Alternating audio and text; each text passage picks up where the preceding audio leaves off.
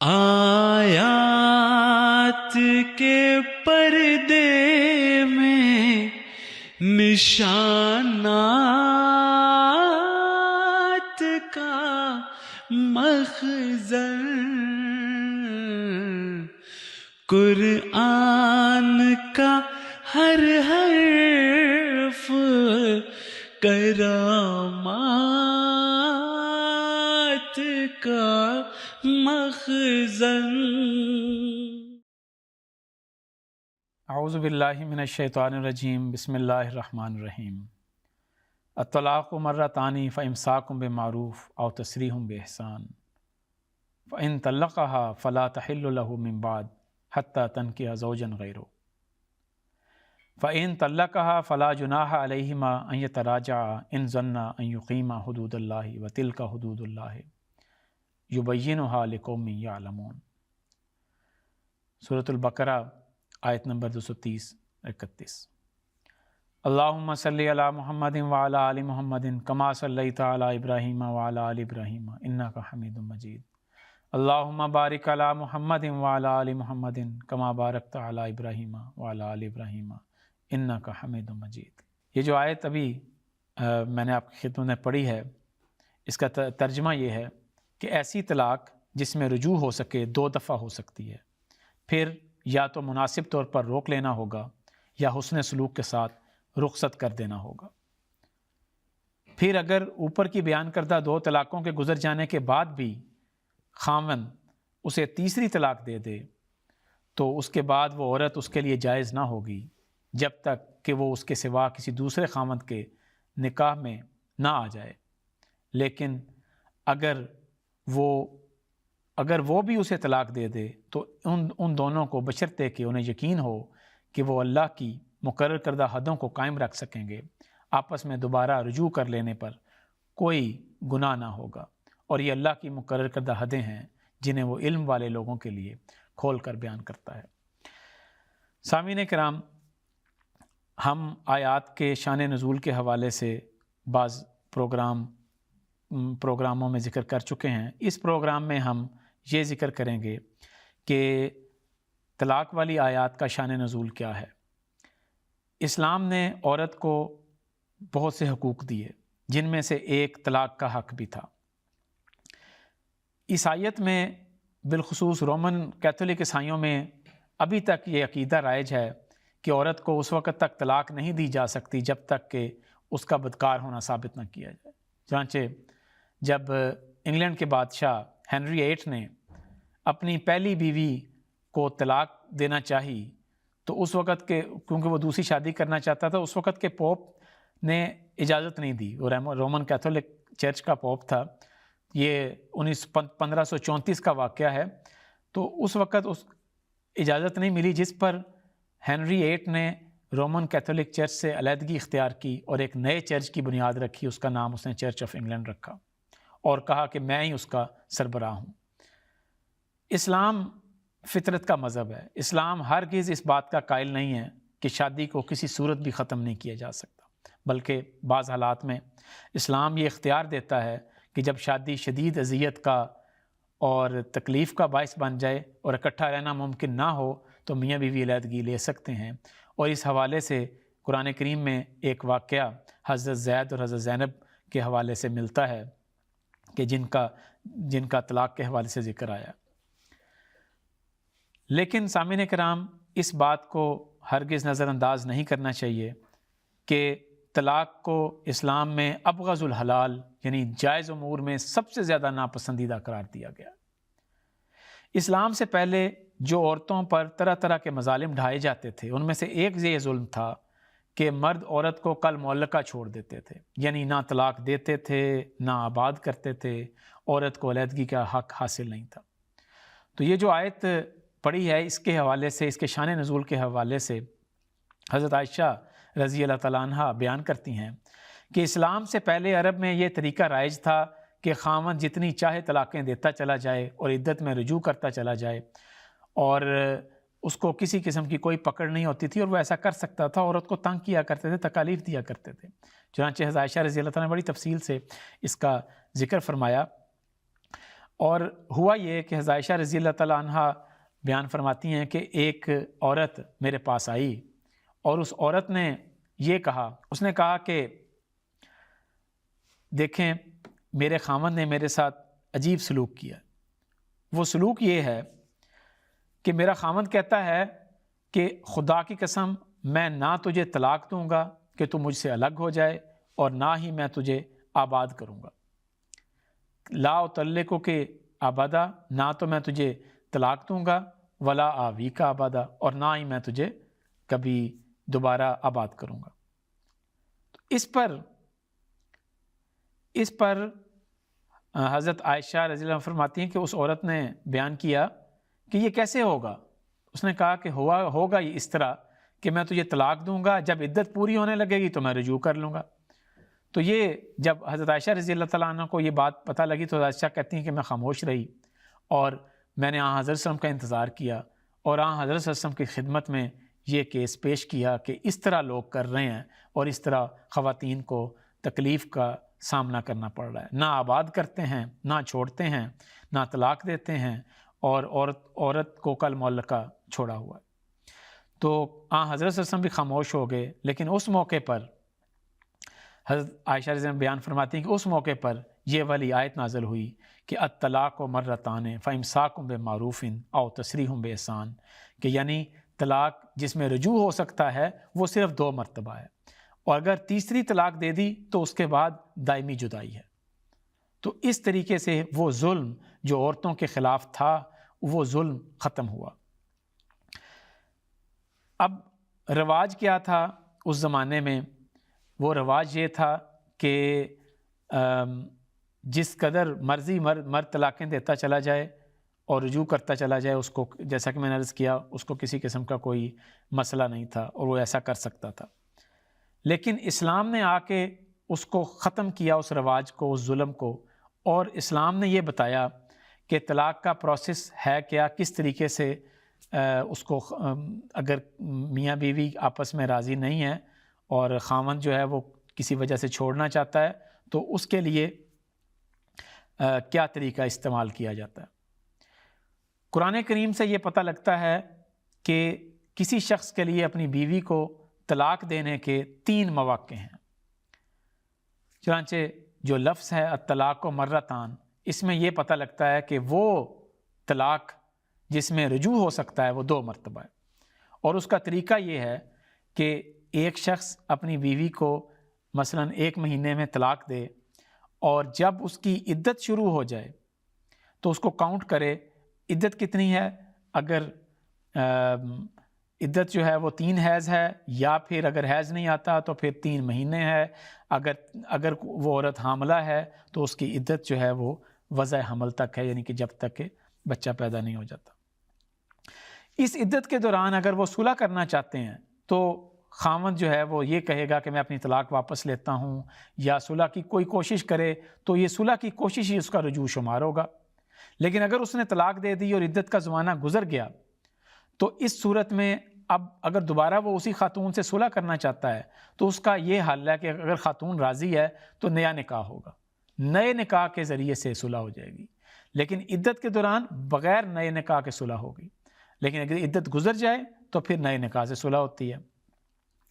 اور نکاح کے بعد پھر دوبارہ نکاح ہوا، پھر اگر کوئی آپس میں ناچاکی ہو جائے تو پھر کیا کرنا ہے؟ اس کے بارے میں پھر دوبارہ وہی پروسیس ہے کہ اگر وہ آدمی پھر طلاق دیتا ہے اور طلاق دینے کے بعد وہ عدت کے اندر رجوع کر لے تو بغیر نئے نکاح کے ہو جائے گا، لیکن اگر وہ عدت کے بعد رجوع کرے گا تو پھر اس کو نیا نکاح کرنا پڑے گا۔ لیکن اگر وہ اس عورت کو تیسری طلاق بھی دے دے تو پھر نہ تو عدت کے اندر رجوع ہوتا ہے اور نہ ہی نئے نکاح کے ذریعے دوبارہ صلح ہو سکتی ہے۔ اب یہاں پر وہ شرط لگے گی جو قرآن کریم کی آیت میں ابتدا میں بیان ہو چکی کہ حتیٰ تنکح زوجا غیرہ، کہ جب تک کہ وہ عورت کسی دوسرے شخص سے باقاعدہ نکاح کرے اور پھر وہ خاوند اس عورت کو بغیر کسی منصوبہ بندی کے طلاق دے دے۔ بغیر منصوبہ بندی کا میں نے لفظ اس لیے استعمال کیا کہ بعض لوگ پلاننگ کر کے یہ کام کرتے ہیں۔ اگر کوئی پلاننگ کر کے یہ کرے، مثلا اگر کسی عورت کو 3 طلاقیں ہو گئی ہیں اور خاوند یہ کرتا ہے کہ اپنی بیوی کے ساتھ معاہدہ کر لیتا ہے کہ کسی اور شخص کے ذریعے کسی اور شخص سے اس کا نکاح کروائے، اور پلاننگ یہ ہو کہ وہ بھی اس کو طلاق دے، اور پھر وہ پہلے خامند کے ساتھ دوبارہ نکاح کرے گا، اگر کوئی ایسا منصوبہ بندی کے ساتھ کرتا ہے، اگر کوئی ایسا پلان کے ساتھ کرتا ہے، تو یہ حلالہ ہے جو کہ حرام ہے۔ اور حضرت صلی اللہ علیہ وسلم نے اس کے بارے میں ایسے شخص کے بارے میں جو حلالہ کرتا ہے اس پر لعنت ڈالی ہے۔ چنانچہ حضرت عبداللہ بن مسعود رضی اللہ تعالیٰ عنہ بیان کرتے ہیں کہ قال لعن رسول اللہ صلی اللہ علیہ وسلم المحل والمحلل له، کہ ہم نے حلالہ کرنے اور کروانے والے دونوں پر لعنت بھیجی ہے۔ حکم عدل حضرت مسیح موعود علیہ السلام نے ایک اعتراض کے جواب میں اس کا بڑا تفصیل کے ساتھ ذکر کیا اور فرمایا کہ جو یہ عقیدہ نکالا گیا ہے حلالہ کرنے والا، یہ ناپاک رسم ہے۔ چنانچہ آپ فرماتے ہیں واضح رہے کہ اسلام سے پہلے عرب میں حلالہ کی رسم تھی، لیکن اسلام نے اس ناپاک رسم کو قطعاً حرام کر دیا، اور رسول اللہ صلی اللہ علیہ وسلم نے ایسے لوگوں پر لعنت بھیجی ہے جو حلالہ کے پابند ہوں۔ چنانچہ ابن عمر رضی اللہ تعالیٰ عنہ سے مروی ہے کہ حلالہ زنا میں داخل ہے، اور حضرت عمر رضی اللہ تعالیٰ عنہ سے روایت ہے کہ حلالہ کرنے اور کروانے والے سنگسار کیے جائیں۔ تو یہ حضرت مسیح موعود السلام کا یہ فیصلہ ہے، اور آپ فرماتے ہیں کہ اگر کوئی مطلقہ سے نکاح کرے اور تو نکاح تب درست ہوگا کہ جب واقعی طور پر اس کو اپنی بیوی بنا لے، اور اگر دل میں یہ خیال ہو کہ وہ اس حیلہ کے لیے اس کو جو بیوی بناتا ہے کہ تا اس کی طلاق کے بعد دوسرے پر حلال ہو جائے، تو ایسا نکاح ہرگز درست نہیں، اور ایسا نکاح کرنے والا ایسا ہی ہے جیسے اس عورت سے وہ زنا کر رہا ہے۔ تو حضور فرماتے ہیں غرض حلالہ علماء اسلام کے اتفاق سے حرام ہے، اور ائمہ اور علماء سلف یہ سب کے سب محققین اس کی حرمت کے قائل ہیں۔ اب سوال یہ ہے کہ یہ حلالہ جیسی گندی رسم یہ پیدا کیوں ہوئی؟ اس کی وجہ یہ ہے کہ فقہا نے غلط فہمی اور کم علمی سے یہ سمجھ لیا کہ اگر کوئی مجلس میں 3 مرتبہ طلاق کہہ دے تو یہ طلاق بتہ ہو جاتی ہے۔ پھر دیکھیں یہ بھی غور طلب بات ہے کہ حلالہ کی رسم پیدا کیوں ہوئی۔ اس کی وجہ یہ ہے کہ فقہا نے، علماء نے غلط فہمی اور کم علمی سے یہ سمجھ لیا کہ اگر کوئی ایک مجلس میں 3 مرتبہ طلاق کہہ دے تو یہ طلاق بتہ ہو جاتی ہے، یعنی کہ اب اس میں رجوع ممکن نہیں ہے، اور وہ اس کی دلیل حضرت عمر رضی اللہ تعالیٰ عنہ کے ایک وقتی فیصلے سے لیتے ہیں۔ حضرت عمر رضی اللہ تعالیٰ عنہ کا فیصلہ ضرور تھا، لیکن وہ ایک وقتی اور انتظامی فیصلہ تھا۔ چنانچہ صحیح مسلم میں اس کا ذکر یوں آتا ہے، حضرت ابن عباس رضی اللہ تعالیٰ عنہ بیان کرتے ہیں کہ حضرت صلی اللہ علیہ وسلم اور حضرت ابوبکر صدیق رضی اللہ تعالیٰ عنہ کی خلافت کے زمانے میں اور حضرت عمر کی خلافت کے ابتدائی 2 سال تک ایک وقت میں 3 طلاقیں ایک ہی طلاق تسلیم کی جاتی تھی۔ اب یہ بڑی اہم بات ہے کہ اس زمانے سے حضرت عمر کے زمانے تک اگر کوئی 3 طلاقیں دیتا تھا ایک وقت میں تو وہ ایک ہی کاؤنٹ ہوتی تھی، ایک ہی شمار ہوتی تھی۔ لیکن حضرت عمر رضی اللہ تعالیٰ عنہ نے یہ دیکھ کر کہ لوگ طلاقوں کو ایک معمولی بات سمجھنے لگ گئے ہیں، اور انہوں نے ایک ایسے معاملے میں جس میں انہیں بہت غور اور سوچ بچار سے کام لینے کا حکم تھا، انہوں نے جلد بازی شروع کر دی ہے، تو حضرت عمر رضی اللہ عنہ نے وقتی طور پر یہ فیصلہ فرما دیا۔ تو یہ بہت اہم ہے کہ انہوں نے وقتی طور پر فیصلہ فرمایا کہ آئندہ اگر کسی نے اکٹھی 3 طلاقیں دے دیں تو اس کی 3 طلاقیں ہی متصور ہوں گی، 3 طلاقیں ہی کاؤنٹ ہوں گی۔ تو یہاں پہ یہ ایک بنیادی بات ہے کہ جس کو سمجھنے کی ضرورت ہے کہ حضرت عمر رضی اللہ تعالیٰ عنہ کا یہ فیصلہ ایک وقتی اور انتظامی فیصلہ تھا اور سزا کے رنگ میں تھا، لیکن علماء نے یہ سمجھ لیا کہ گویا یہ فیصلہ دائمی ہے، اور اب جب ایک وقت میں دی گئی 3 طلاقوں کو ایسی طلاق سمجھ لیا کہ جس کے بعد رجوع ممکن نہیں ہے، تو پھر ایک اور غلطی اس سے پیدا ہوئی۔ پہلے ایک غلطی پیدا ہوئی تو اس غلطی نے دوسری کو جنم دیا۔ وہ غلطی کیا تھی کہ انہوں نے اس کا اب حل نکالا۔ انہوں نے کہا کہ اگر کوئی غلطی سے 3 مرتبہ طلاق کہہ بیٹھے تو اب اس کا حل وہی ہے حلالہ، جس کا ذکر آ گیا کہ کسی شخص سے عارضی نکاح کروایا جائے اور پھر وہ بھی اس کو طلاق دے، اور اس طرح سے اس شرط کو پورا کیا جائے۔ حالانکہ اگر تھوڑا سا یہ احادیث پر غور کرتے اور شریعت پر غور کرتے تو ان کو پتہ لگے گا کہ ایک مجلس میں یا ایک سٹنگ میں یا ایک گو میں اگر کوئی طلاق طلاق طلاق کہہ دے تو وہ ایک ہی شمار ہوتی ہے، اور اگر ایون کے کاغذ کے اوپر لکھ کے بھی دے دیں کہ 3 طلاقیں ہیں، کہ میں تمہیں 3 طلاقیں دیتا ہوں، تو وہ ایک ہی کاؤنٹ ہوتی ہے۔ چنانچہ اس کے بارے میں حضرت مسلم اور رضی اللہ تعالیٰ عنہ نے یہ فرمایا ہے، آپ فرماتے ہیں کہ عام طور پر اس زمانے کے علماء یہ سمجھتے ہیں کہ جس نے 3 دفعہ طلاق کہہ دیا اس کی طلاق بائن ہو جاتی ہے، یعنی اس کی بیوی اس سے دوبارہ اس وقت تک شادی نہیں کر سکتی جب تک کسی اور سے نکاح نہ کر لے۔ مگر یہ غلط ہے،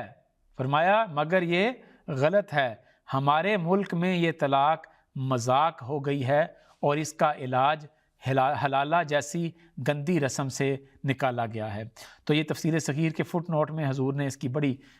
کھول کے تشریح فرمائی ہے۔ پھر ایک اور موقع پہ آپ نے تفسیر کبیر میں بھی اس کا ذکر فرمایا، اسی آیت کے ذیل میں آپ فرماتے ہیں کہ بدقسمتی سے ہمارے ملک میں بھی اسلامی تعلیم سے ناواقفیت کی وجہ سے یہ رواج پیدا ہو گیا ہے کہ معمولی جھگڑوں پر لوگ اپنی بیویوں سے کہہ دیتے ہیں کہ تمہیں 3 طلاق، تمہیں 3000 طلاق، تمہیں 3 کروڑ طلاق، تمہیں 3 ارب طلاق، حالانکہ اسلام نے اس بے وقوفی کی اجازت نہیں دی۔ آپ فرماتے ہیں پھر آج کل کے وہ لوگ جو شریعت کے پورے واقف نہیں کہہ دیتے ہیں کہ 3 دفعہ یکدم طلاق دینے کے بعد عورت سے دوبارہ نکاح نہیں ہو سکتا، حالانکہ یہ طلاق شرعی لحاظ سے ایک ہی طلاق ہے اور عدت گزرنے کے بعد عورت سے دوبارہ نکاح ہو سکتا ہے۔ حالانکہ جو حضرت مسلم اور رضی اللہ عنہ جو بات بیان کی ہے وہ حضرت مسلم اور رضی اللہ تعالیٰ عنہ نے احادیث کی روشنی میں بیان فرمائی ہے۔ آپ فرماتے ہیں کہ حدیث سے بھی اس بات کی تائید ہوتی ہے۔ چنانچہ دیکھیں ایک بڑی مشہور حدیث ہے حضرت عبداللہ بن عباس رضی اللہ تعالیٰ عنہ سے مروی ہے کہ رکانہ بن عبد یزید نے اپنی بیوی کو ایک مجلس میں 3 مرتبہ طلاق دے دی۔ اب جب انہوں نے طلاق دے دی تو ان کو پھر بڑا غم ہوا، بڑے غمگین ہوئے۔ اس پر رسول اللہ صلی اللہ علیہ وسلم نے جب ان کے پاس کیس آیا تو رسول اللہ نے پوچھا تم نے اسے کس طرح طلاق دی تھی؟ انہوں نے عرض کیا کہ یا رسول اللہ میں نے اپنی بیوی کو 3 طلاقیں دی ہیں۔ آپ نے فرمایا کیا ایک ہی مجلس میں، یعنی کہ in one go in one sitting? اس پر حضرت صلی اللہ علیہ وسلم نے اس نے عرض کیا کہ یا رسول اللہ جی ہاں۔ تو وسلم نے فرمایا کہ دراصل وہ ایک ہی طلاق ہے، اگر اب تم چاہو تو تم اس سے رجوع کر سکتے ہو۔ تو یہ صحیح اسلامی تصور ہے اور اسی کے مطابق جماعت احمدیہ بھی اس پر قائم ہے، اور اسی طریق کے مطابق یہی پروسیس سب کو بتایا جاتا ہے کہ اگر کوئی ایک وقت میں 3 طلاقیں دے تو وہ ایک ہی شمار ہوتی ہے۔ نیز یہ بھی بتایا جاتا ہے کہ اگر کوئی شخص طلاق دے اور اس کے بعد عدت میں رجوع کر لے تو بغیر نئے نکاح کے رجوع ہو سکتا ہے، اگر عدت گزرنے کے بعد وہ رجوع کرنا چاہتا ہے تو پھر نئے نکاح کے ذریعے سے صلح ہو سکتی ہے۔ اس میں ہرگز یہ شرط نہیں ہے کہ وہ پہلے کسی اور سے شادی کرے اس کے بعد پھر دوبارہ واپس آئے، یہ ہرگز یہ شرط نہیں ہے۔ باقی جہاں تک اس بات کا تعلق ہے کہ اسلام نے جھگڑا بڑھنے کی صورت میں بعض اوقات مردوں کو بھی طلاق کا اختیار دیا ہے اور عورتوں کو بھی طلاق کا اختیار دیا، تو اسلام تو جیسا کہ میں نے شروع میں بیان کیا کہ اسلام عورتوں کو بھی حقوق دیتا ہے اور مردوں کو بھی حقوق دیتا ہے۔ تو ایکویلٹی کی بنیاد پہ اگر مرد کو طلاق کا حق دیا گیا ہے تو عورت کو بھی خلا کا حق دیا گیا ہے۔ اس کے بارے میں حضرت خلیفۃ المسیح الخامس ایدہ اللہ تعالیٰ بنصیر فرماتے ہیں کہ اسلام نے بعض حالات میں طبیعتیں نہ ملنے کی وجہ سے یا کسی اور وجہ سے شادی کے رشتے کو ختم کرنے کی جو اجازت دی ہے، اس کی بات اگر ہم دیکھیں تو اس حق کا استعمال بھی دونوں کو برابر دیا ہے، مرد کو طلاق کی صورت میں، عورت کو خلا کی صورت میں۔ اور مرد کو یہ حکم ہے کہ اس حق کو استعمال کرنے کی صورت میں یہ بات مد نظر رہے کہ عورت پر زیادتی نہ ہو، اگر زیادتی ہوتی ہے تو یہ بہت بڑا ظلم ہے اور اللہ تعالیٰ ظلم کی سزا دیتا ہے۔ اگر وہ عورت جس کو طلاق دی گئی ہے خدا کے علم میں مظلوم ہو، فرمایا وہ عورت جس کو طلاق دی گئی ہے خدا کے علم میں مظلوم ہو اور پھر وہ بد دعا کرے تو خدا اس کی بد دعا سن لے گا۔ پس اس آیت میں مرد کو ہوشیار کیا گیا ہے کہ بلا وجہ چھوٹی چھوٹی باتوں پر عورتوں کو طلاق نہ دے۔ اسی لیے جیسا کہ حدیث میں آتا ہے، جو شروع میں نے بتایا کہ ابغض الحلال عند اللہ الطلاق، کہ حلال چیزوں میں سے سب سے زیادہ ناپسندیدہ چیز اللہ تعالیٰ کو یہ ہے کہ وہ طلاق کوئی دے دے۔ اسی طرح طلاق کی بھی حوصلہ افزائی نہیں ہے، اسی طرح خلا لینے کی بھی ہرگز حوصلہ افزائی نہیں کی گئی۔ آج کل چونکہ اس حد تک شادی بیاہ کو بعض لوگوں نے مذاق بنا لیا ہے کہ جلد خلا لینے کی طرف بھی توجہ ہو جاتی ہے اور طلاق دینے کی طرف بھی، اور اکٹھے نہیں رہ سکتے۔ تو یہ کوئی ایسی بات نہیں ہے جس کی اسلام حوصلہ افزائی کرتا ہے۔ مثلا خلا کے حوالے سے حضرت صلی اللہ علیہ وسلم فرماتے ہیں کہ ایما امرأۃ سألت زوجها الطلاق، کہ اگر کوئی عورت بغیر کسی معقول وجہ کے اپنے خاوند سے طلاق مانگے تو اللہ تعالیٰ اس پر جنت کی خوشبو حرام کر دے گا۔ تو یہ اس کی حوصلہ افزائی ہرگز نہیں ہے۔ حضرت مسیح موعود وسلم فرماتے ہیں کہ قرآن شریف میں غور کرنے سے معلوم ہوتا ہے کہ خدا تعالیٰ کو یہ امر نہایت ہی ناگوار ہے کہ پرانے تعلقات والے خاوند اور بیوی آپس کے تعلقات کو چھوڑ کر الگ الگ ہو جاویں۔ یہی وجہ ہے کہ اس نے طلاق کے واسطے بڑی بڑی شرائط لگائی ہیں، وقفے کے بعد 3 طلاق کا دینا اور ان کا ایک ہی جگہ رہنا وغیرہ۔ یہ امور سب اس واسطے ہیں کہ شاید کسی وقت ان کے دلی رنج دور ہو کر آپس میں صلح ہو جاوے۔ پھر فرماتے ہیں روحانی اور جسمانی طور پر اپنی بیویوں سے نیکی کرو، ان کے لیے دعا کرتے رہو اور طلاق سے پرہیز کرو، کیونکہ نہایت بد خدا کے نزدیک وہ شخص ہے جو طلاق دینے میں جلدی کرتا ہے۔ جس کو خدا نے جوڑا ہے اس کو ایک گندے برتن کی طرح جلد مت توڑو۔ تو سامعین کرام، یہ آیت طلاق کا اس کا پس منظر تھا جس میں اللہ تعالیٰ نے حقوق بھی دلوائے لیکن ساتھ طلاق کو ناپسند بھی فرمایا اور ابغض الحلال قرار دیا۔ اللہ تعالیٰ ہمیں ہماری زندگیاں قرآن کریم اور آن وسلم کے ارشادات کے مطابق، حضرت مسیح وسلم کے ارشادات کے عین مطابق گزارنے کی توفیق دے۔ وآخر دعوانا ان الحمد للہ رب العالمین۔